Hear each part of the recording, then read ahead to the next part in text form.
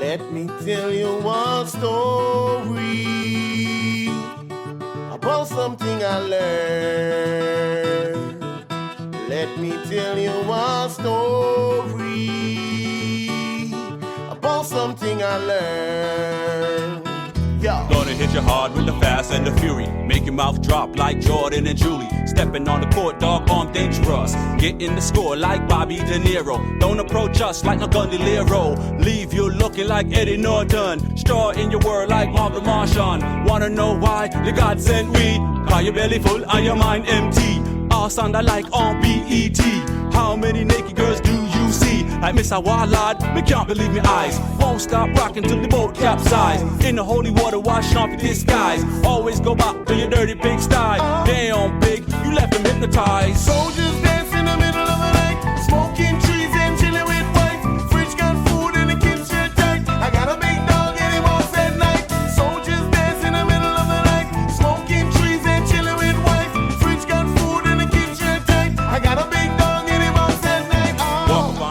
This is the B4evaKool podcast. My name is Rex45. My name is TJ, 2 Wheels and Coffee. What's going on, man? You know, getting excited. Spring now, you know? It seems like that's the theme when the clock is sprung ahead, right? So when you lose an hour of sleep and now the sun is still out. You know, it's like 7 o'clock. You're like, wait, it's still light outside? It's 50-something degrees out and you hear dirt bikes and motorcycles. Yeah, people start acting stupid really early. I don't know if it's stupid. They just out riding. I wouldn't call it stupid yet. I mean, I didn't see any wheelies or anything. They just ride. Just ride right now because it's, the roads aren't clean and stuff like that. The veterans, the seasonal riders, we know they're gonna take the time. The newbies, they gonna come home. They may come home with a little bit of road rash. Yeah, if you're in the city, you wait for the street sweepers. Once you see them, you kind of clear. Oh, I mean, I ride anyway. I just don't act a fool. Yeah. You know what I mean? The potholes haven't been that bad this year, like they used to be. Yeah, well, lack of some craters. lack of snow will do that. I'm not complaining about that either. Me neither. So lots happen. Daytona 200. Might as well just jump right into it. Oh yeah, Moto America has started. Moto America, I get it. That is the kickoff of the season. And that's pretty good. Like, for what I've seen from the Daytona 200, Moto America is starting something good. They have the King of the Baggers. Mm-hmm. They also have like a hooligan class. Correct. That they added, which is pretty impressive. The baggers. I mean, these big Harley Davidsons. I mean, I think they got like Honda front ends and different brakes from different bikes and stuff like that. So they're still mostly Harley though.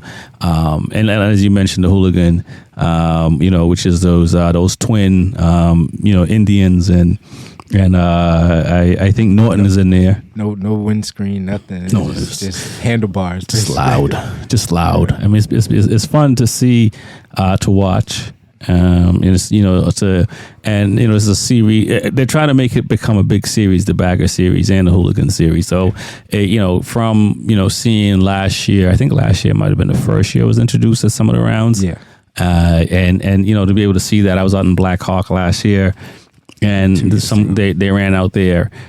So just to see that is pretty impressive, and these guys and gals that can muscle these bikes around. Oh yeah, there's some gals on the Harleys, Oh yeah. No, there's some women sitting on the podium in the hooligan class. For sure. And not only that, they got the Twins Cup. Get some younger riders. I mean, there's some older guys in there too, but some younger riders to the Twins Cup, and then they got the bigger class, So, but the Daytona 200 is an interesting race. I like it's a good kickoff to the season. You sit back and relax, watch 63 laps. Got you. So. Now, did you? Yeah, I was gonna say, did you watch it live? I didn't watch it live, but I try to watch it without anyone telling me anything. But the result, everyone's calling me to see if I saw what happened.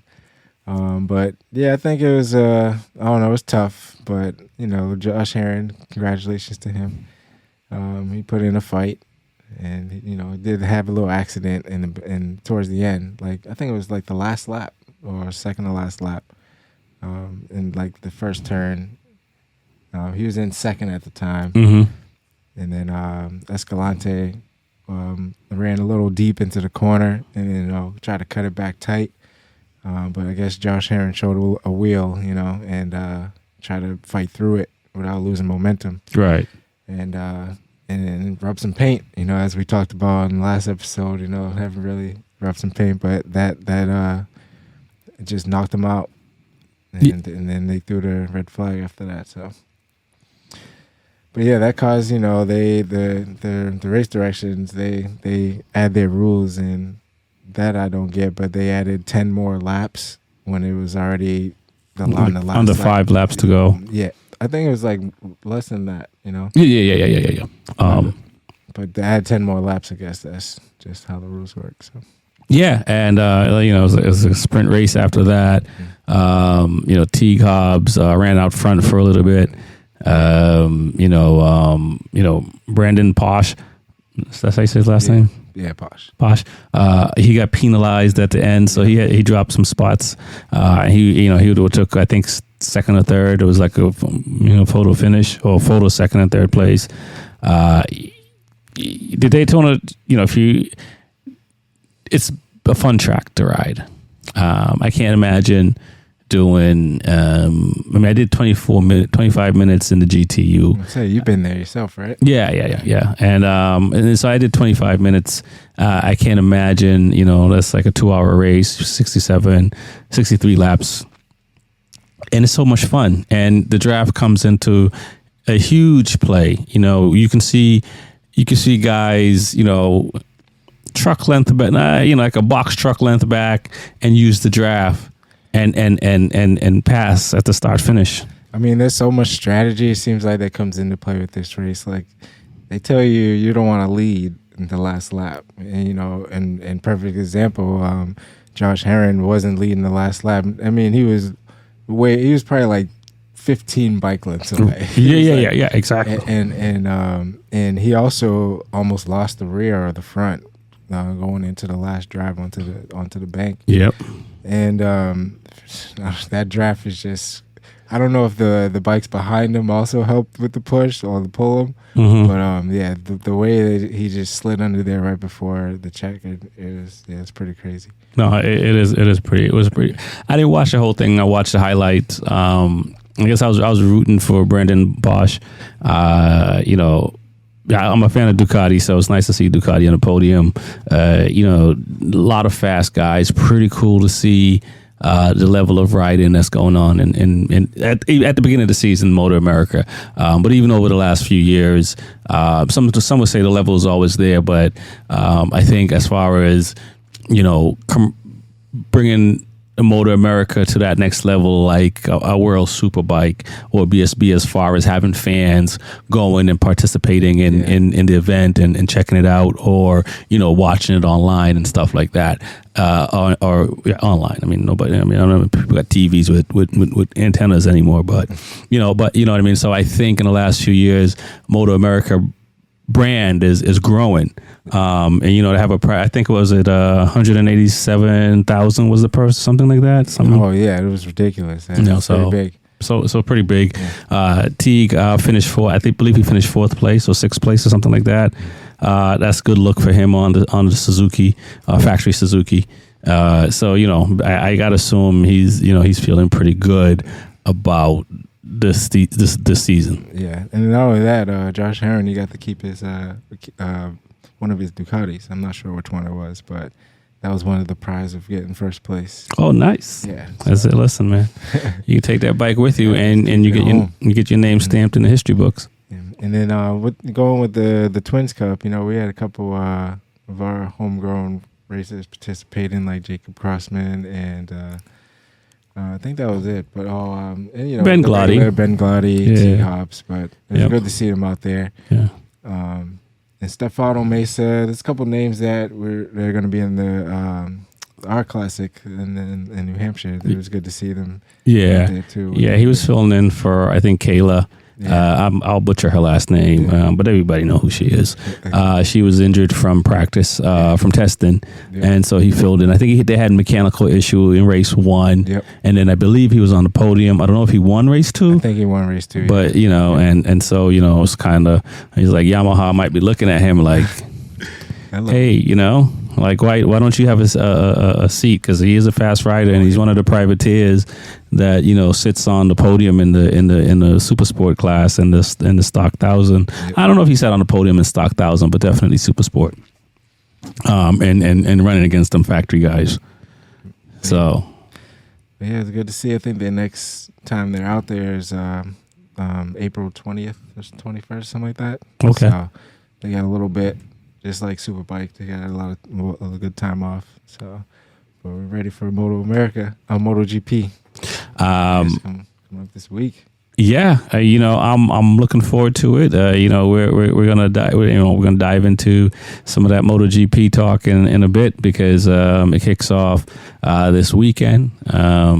Where is it again? Is it Portimao? Yes. Switching up the. They switched up the calendar. It was LaSalle for a while, or LaSalle, and so that was different. I'm sitting here saying I'm not a fan of that track, even though I'm planning on doing track days in Europe. So, and that's probably one of the first places I go because on the MotoGP game, like breaking into turn 1, it's downhill. I mean, it's like going into the bowl, right? Nah, it's not the same thing because the bowl goes back up. Yeah, and also they're like 6th gear. It's like 6th gear, and you gotta brake before you hit the downhill, right? Yeah, crazy. Like their stomachs must go through their head. Like, for sure, and that hill is steep. Yeah. So and full brake. I mean, I'm not going to be racing this weekend, so you know what I mean. I won't have to worry about it. But I don't even know where to start because I feel like it's going to be Ducati 1 through 8, 1 through 7 anyway. Oh man. You might have some Aprilias. Thrown in the mix. Mark. If Mark Marquez is out there, he's not having that. He's getting in the mix. No. And Fabio, I feel like he'll be in the mix too. He'll put up a fight. I don't know about 1 through 7. Listen, it might be like scattered 1 through 12. Did you check out testing? Yeah. Okay. I did. Did you check? Did you see the lineup in testing? I mean, when the race comes down, like that's when this is like. This is just testing. Oh, yeah. So you okay? Yeah. No, I believe in testing. I believe in testing. But I feel like some riders get fed up with just testing parts, want to get out there. And race. For sure. Some people are quicker in the race than the Brad Benders of the world are quicker generally in the race, right? But if they're keeping the cards close to the vest, as they say, then KTM may be holding back, right? Yeah, but at the moment, it looks like Honda and KTM and Yamaha is going to be left behind. Ducati 1 through 7. I don't know. I mean, I think Gian Antonio will figure it out. It may be. He came from Moto 2. All the bikes were pretty much the same. Chassis obviously are different, but the engine is the same. So I don't know if he's intimidated because there's so many Ducatis on the track, and because he did all right last year. But when you got Bezzecchi and all the and these other riders going beyond the rookie year, I think I think he may feel away. But I liked him in Moto 2. He's a good rider, and I hope he figures out. I'm rooting for him, but it is cutthroat, and at the end of the day, if he can't cut it, somebody's gonna want that Ducati seat at the end of the year. Oh yeah, somebody's definitely gonna be fighting for that seat. But I don't know. It's like I can't speak for them because when I practice. It's I don't have anyone pushing me in practice like they do. Someone's always keeping track. That's what I'm gonna try real hard this year to keep track of, take as much notes as I can. But when it comes to the race, I don't know. My adrenaline is everything switches. It's another switch. For sure. So with all this testing, the times and everything they have is proving. But when it comes down to line up that grid, and not to mention this year is totally different. So we got a sprint race every single race. Mm-hmm. Right, and Ducati's going to take those.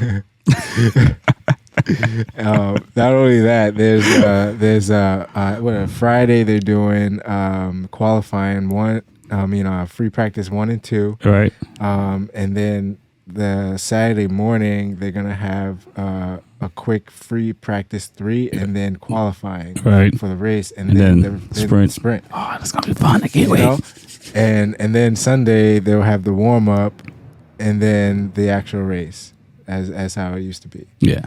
And so it's I'm sure they were working out hard this year for this. It's gonna be hard. Yeah. No, I feel I'm rooting for Rins. I'm rooting for Mir with Honda. So there's gonna be some Hondas in the mix, I'm sure. I'm rooting for Mir, and always like Jack Miller and the KTM. Well, I always like Jack Miller. Right, on the KTM. We'll see what he can do. I'm a Fabio fan, so I think Fabio is gonna stay in the mix.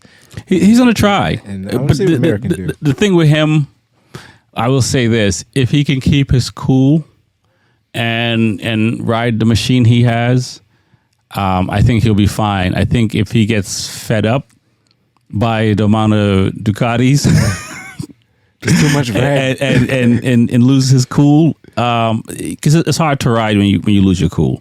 So I think that's going to be the thing. If he can keep his cool, the tracks where he can make the Yamaha go well, he's going to have to qualify well.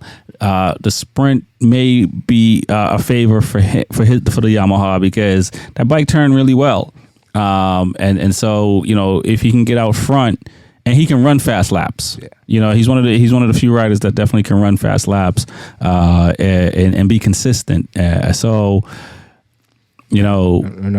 bike can definitely turn well. I think he got the pass of the year. I don't know if you saw that when he passed Jack Miller at Red Bull Ring in like the new chicane. Yep.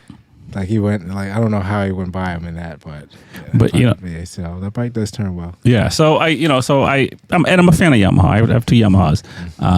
So I'm a fan of Yamaha, but I remember when Ducati first started doing like the launch control and ride height device and wings, and the amount of folks that were clowning them early on in the stage, and they just kept going, they kept going, and then you see what they have created in the last since 2019. Yeah. I mean, maybe the 2020 bike was okay, but 2019, and you see that's all from daring to dream, and you saw Aprilia now has done that, and they're up there. KTM, they're trying to figure it out, but like Marquez said about Yamaha, they need to start thinking like the Italians or the Europeans. It's that mentality, and Yamaha has to do the same thing, and So I forget who in Ducati said, instead of listening to one rider, we listen to all the riders, and that's why all the riders can ride the bike well. And I think where you had like a Rossi on Yamaha or a Lorenzo on Yamaha for a long time, and then you had Marquez, they were the only one that could ride those bikes. Yeah. And it was being designed around them, and now other people outside of, again, Fabio, he's the only one that can ride the bike, and you can't say Crutchlow is a bad rider, or Dovizioso, or Morbidelli. Well, I think the team's being selfish at that point. Is they see a potential in a rider, and then they want their team to win. So they make that bike, especially for how he wants it, and make sure we get those points. Right, and then they can't look out for the next one. Yeah, that comes on, and it's just harder for them. And that was how it was done. Yeah. And I think that's where Ducati has changed the game, because that's how it was. I mean, that was the beef with Rossi and Lorenzo, right? 2 top riders were generally not on the same team. It was one top rider and then another rider at a different level, but can run.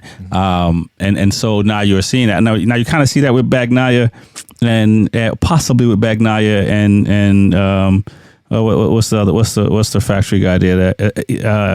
Bastianini. Bastianini. You know what I mean? Because Ducati. if Bastianini has a breakout year, and he already was doing that last year, and he was kind of doing it the year before under 2019, and so if he has a breakout year, I'm not obviously, you know, well, now Pecco got a world title, but I'm not sitting here saying that it's going to be like Rossi and Lorenzo. But you're gonna have a situation where you have two top riders, and don't get me wrong, Zarco and Jorge Martin, Alex Marquez, like everybody. There's 7 Ducati riders that's looking at that trophy like that could be mine. Yeah, there's rumors that Marquez might slip up to Ducati. I don't know how true that is. Well, yeah, it's just gonna be all like we said before in the last episode. It's gonna be all Ducatis on the grid at one point. Well, I mean, you know, they're making the bikes for Moto E, so they're gonna have 10 bikes next year, and who knows? You know, Honda has the money, right? Honda money long. You could say Aprilia might not have the money, but Honda has the money. So they're gonna have to, you know, hey, they can put another 2 riders on the grid. Mm-hmm. You know what I mean, and do their thing. So, you know, so you saw Aprilia added 2. It'll be interesting to see what happens next year with that. So they may add more bikes, which, I mean, you know.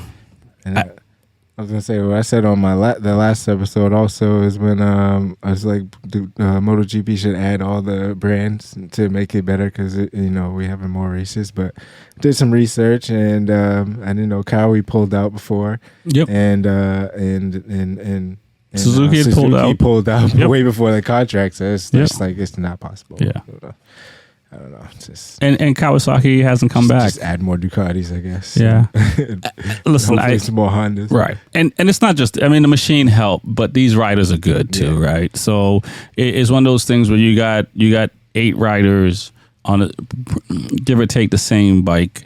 You know what I mean? And let's see who wins. And right now, like I said, you know, I think they were like in the top 10. And I think Gin Antonio was maybe the only one that wasn't there. But Vinales, you never know what's going to happen. Oliveira, he can run, and Aprilia is running well. Fernandez, I think he got something to prove. I think he sat back and learned a lot last year. So what I feel like is going to happen is you're going to see the Italian brands up front. That's what I'm envisioning. We'll see after this weekend. Yeah, it's gonna be a good show. You know, but that's kind of where I am. I mean, obviously Marquez is an 8-time world champion. You know, at that level, you find a way to win. But last year it was difficult. You know, and he was fighting against Pecco and Fabio. This year it's Bastianini, Pecco, Fabio, Martin, Zarco. You know what I'm saying? Oliveira, Brad, you know, Bender. Jack Miller and Rins and definitely and Mir also they got things to prove. Yeah, some lot of repeat not repeat, but you know, veterans out there. Yeah. So, but it's that know what it takes. Yeah. You know, and know how to win. You know, they I think all got at least a podium on the podium. So. All right. So can't wait. And this weekend. So you're saying Fabio wins? Okay. So there's 2 races. Who wins the super sprint? I say a Ducati wins. Well, Super Pole, right? I think a Ducati wins it. I like Jorge Martin because I did a fantasy with my friends. We used to pick 2 riders. It was pretty fun. And I had a Jorge Martin last year, and he was the king of getting poles. You know, he got but he couldn't. I'm just hoping he can finish the sprint because it's half race distance, but he'll always fade out. Yeah, you know, after getting pole, you know, and I think that was just a you know, rookie mistake. But I'm rooting for Jorge Martin. How about yourself? I gotta say Pecco. I'm gonna go with Pecco. It's because Pecco ain't gonna win every race of the year. No, I'm not saying that, but he's very consistent and he can run 10 laps. I don't know how many laps. He's not gonna preserve himself for Sunday. No, you don't have to at that point because he's not. They're not doing free practice 4 anymore, and they're only doing half of free practice 3, right? So those guys are super athletes. So I don't think that's going to be a problem. I would say. I think if Miller was on a Ducati, I would say Miller had a chance. But Zarco, as you say, Jorge Martin, because they got to run up front. They got to qualify up. Top 8 riders. Whoever qualified, the top 8 riders got a chance of winning it. Especially, you're not gonna worry about tire consumption. Throw an underdog in there. I say Brad Binder. I don't know if there's enough laps. If there were, it's 10 laps. Half race distance. I don't know. If it's half, it might be like 28 laps or 25 laps to Porto Mayo. So it might be 15. Maybe. Because he could come on like lap 14, 15. He's one of those riders that tend to move up as the race goes on. That'll be my underdog. So but as far as getting out the gate, and again, who knows what Alex Marquez is gonna do, because he finished top 4, top 5 in testing. I know you're not big on testing, but and he's quiet as I think everything in his house is Ducati at this point, which is it's good to see for him, because he really struggled a lot on the Honda, and it's tough when your brother is Marc Marquez, right? It's tough when your brother's Marc Marquez, and so I am rooting for him. But it's gonna be fun to watch. Oh yeah. So yeah, and they also showing all the races on NBC this year, every single race, no doubt. So that's good. All right, so that's so you got I have Pecco, you have Fabio. Yep. For the and then what about the race now? Well, you're talking about for the sprint. Yeah. I had Jorge Martin. Oh, Jorge Martin. Okay, yeah. Jorge Martin, Pecco, and then for the race. So we're at Porto Mayo. I would say Bezzecchi. Yeah. Or Luca. It's gonna be a different first one. Yeah. You know what? I forgot about Bezzecchi.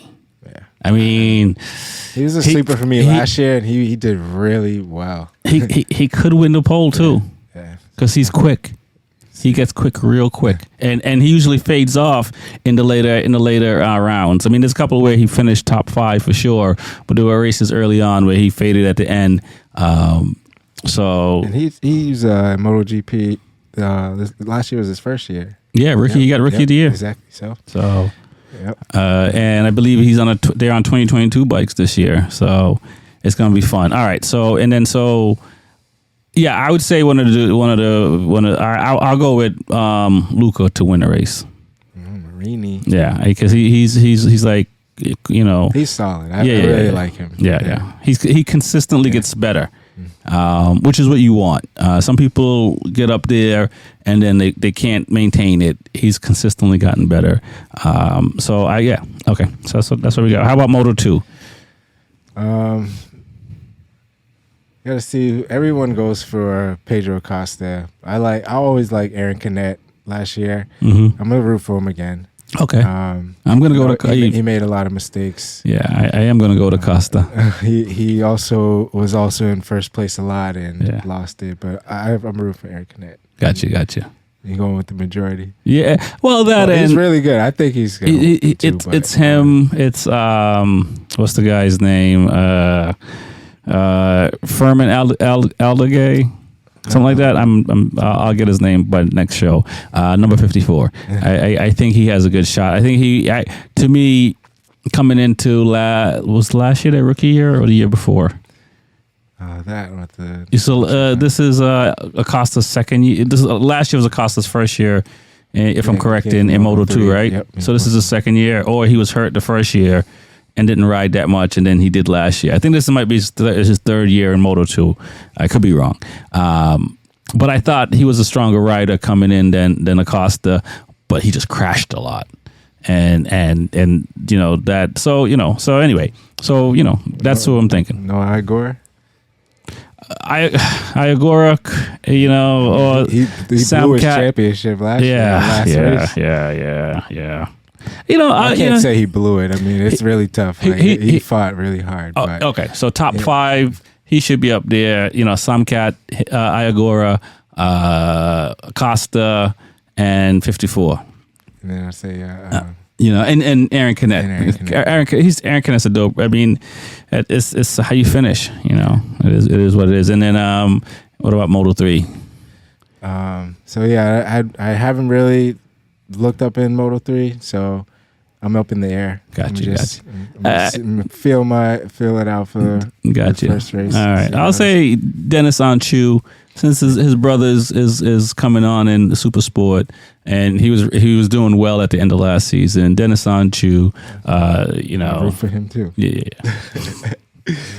We shouted him out a couple episodes ago. Yeah, no doubt. So no doubt. So my name is Rex45. It's the B4evaKool podcast. And my name is TJ of 2 L's and Coffee. Tune in on next week. We're going to be talking about the finishing of the races. Yes, sir. Peace. Peace out.